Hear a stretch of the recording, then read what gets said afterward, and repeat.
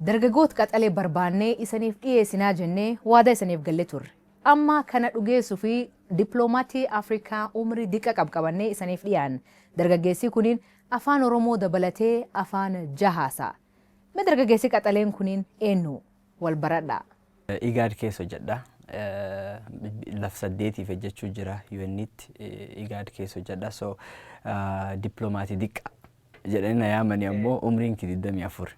Dhugaa keetii jireen rakkisa keessa dabare ammoo namni mooyalee guddate beektaa exposure guddoo qaba. Maan ennaani mooyal laf namii gadi dhiyaan itti galu ammoo diqqeennaan abbaa faadha. Bira guddadhee maan ennaan abbaa faadhii presentiin jiran gizeessan. Na birin turre. Daa'imummaa kee irra yuukaa. Na birin turre. So namum gargar waliin jiraadhe guddadhee.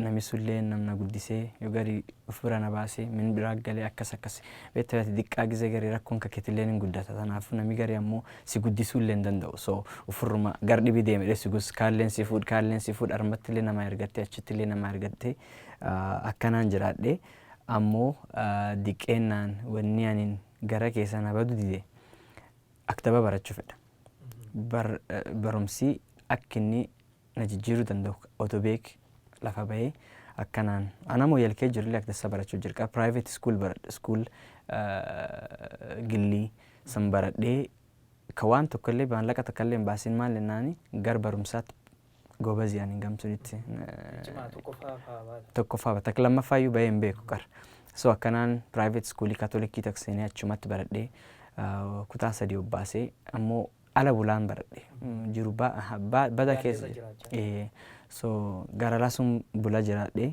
so akkas diiram malitti saa kudhee tokko diiram subi ka'ee tamaarii deemuun baay'ee na rakkisiisoo jiraachuu hin dandeenye ofirra tamaarii koo lakkisee gara Naayiroobii kana dhufe.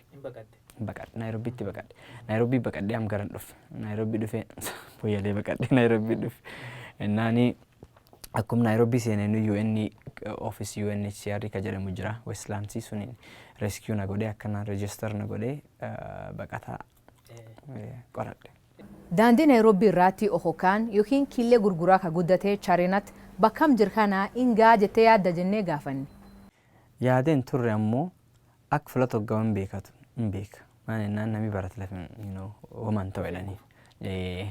Homan ta'u jedhan gar keenyatti nami barate homan ta'u. Osoo akka feet rakkattillee nami barate homan ta'u jedhanii qoodamanii fi so an barnoot maan ennaan ammallee beektaa yoo baratti. Life kanallee navigate godhuu hin dandeetta. So callistee barumsa kee callaa barachaa jiru hojjechuu achiin achi killee gurguree bakka adda addaatti jiraachaa ture. Bu'aa hedduun duuba akkamiin gara Ameerikaa deemu? Achiitoo akkamiin barnoota milkaa'e? Nan qabadha. Maal jennaan killee gurguraa san gizee ture. Torbaan lama akkan na barbaada ture UN'n. Gurbaan kun mee jedhan. Namoo silkiillee hin qabu gizee sana. So badee so na barbaadaa turan. Gurbaan kun xiqqaan kun mee Charinet kan jedhamu mee jedhamu. Islii cufu deeman na gaafachaa turan. Kariyoo bangiillee na gaafachaa turan innaani. Gisee tokko barbaadan sana carraa sii dhufeeti moo? Carraan na dhufe. No, an kaampina deebisuun kanaaf baqachaa ture. So carraan na dhufe gizee sana. So na barbaadanii macarrashaa anaa killee UN duratti gurguruu jirna arganii na fidanii kootu seennan jedhanii so oduu bareedaa sanatti himan. Gisee Ameerikaa deemsan nam tokkollee hin beeku.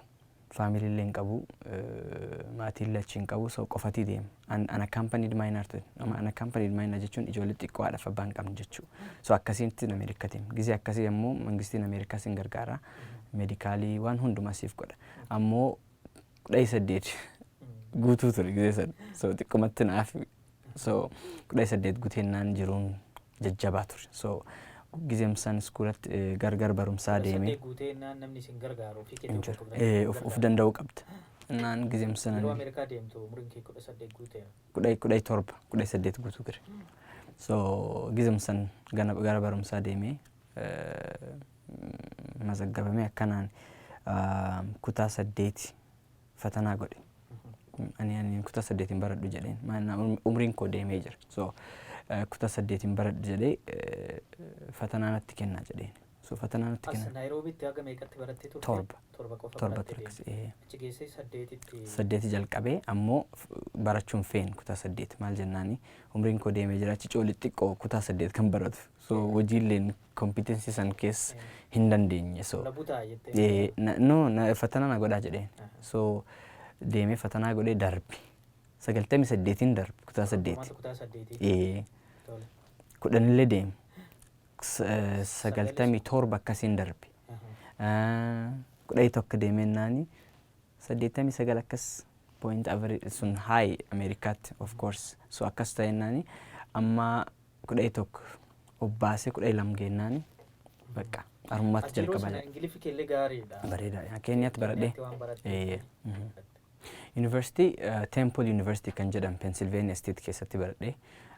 Political science fi legal studies baradhee.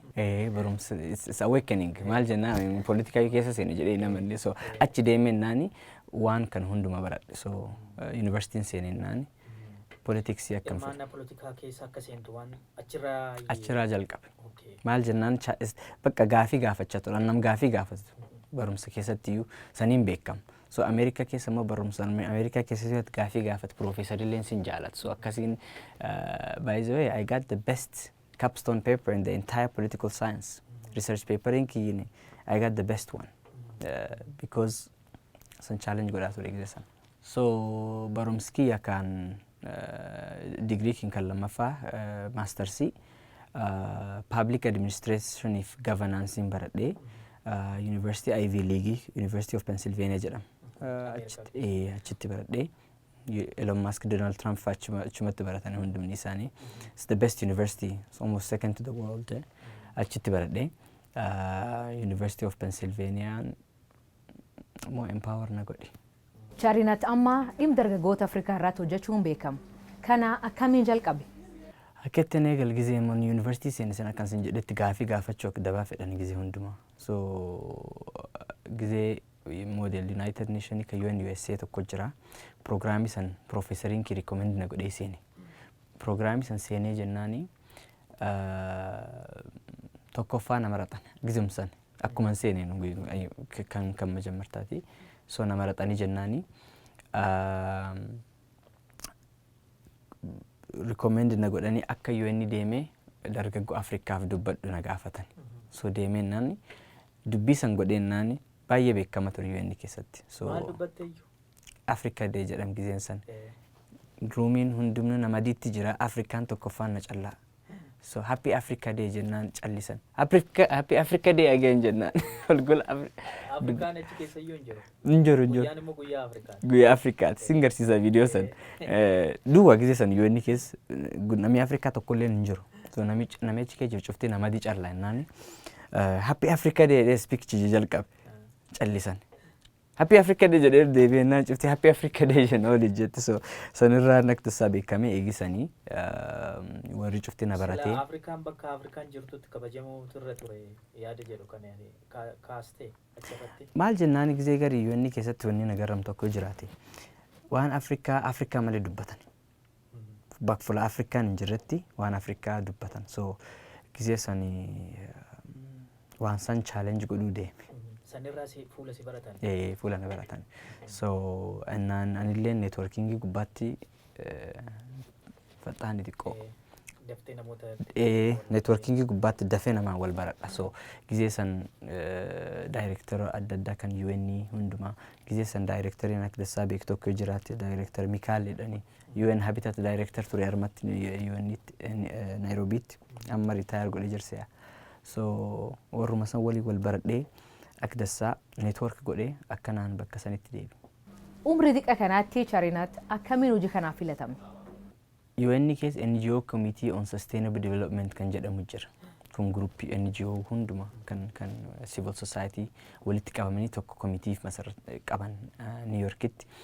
New Yorkitti amma gizee sana waan waa'ee Afrikaanan haasaa ture baay'ee haasaa ture waan dargaggoo Afrikaa especially sanirratti haasaa ture.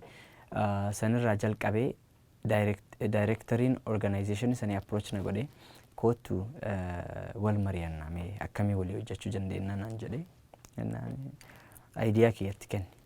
Idea kiitti kennee Ayidiyaa kiyya san fudhatee ji'umsan keessatti reprezentativii fi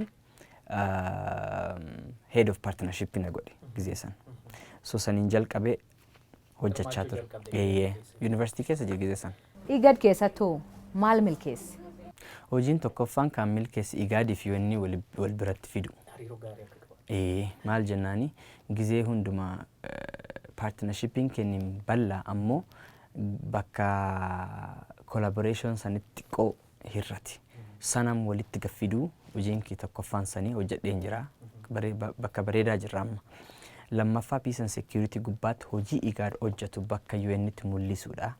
Achiin leen partnershipii barbaadu resource mobilization akkasittuu waan adda addaa kan baqataa kan health care issues kan peace and security kan adda addaa illee bakka itti hojjedhu jedhee amma kan wanni an tokkaan hojjedhu jiraate partnershipii sun yaayyuu bal'isi. Maal jennaani IGADin institutionii guddaadha. Biyya 8tiif hojjeta. Akkasumatti UN illeen member statein keessa 8 UN keessa jirti.